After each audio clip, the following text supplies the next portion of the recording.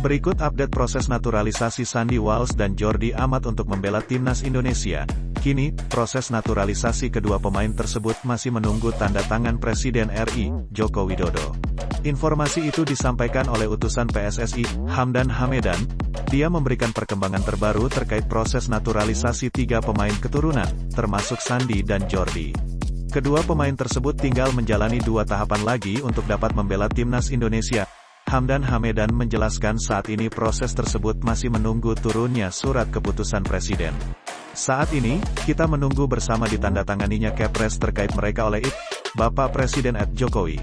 Ujar Hamdan pada akun Instagram pribadinya @hamdan.hamedan, Senin, tanggal 7 November tahun 2022.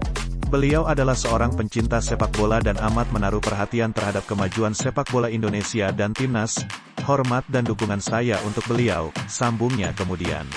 Lebih lanjut, utusan PSSI tersebut menjelaskan bahwa Sandy dan Jordi akan menjalani sumpah kewarganegaraan setelah Kepres diteken Jokowi.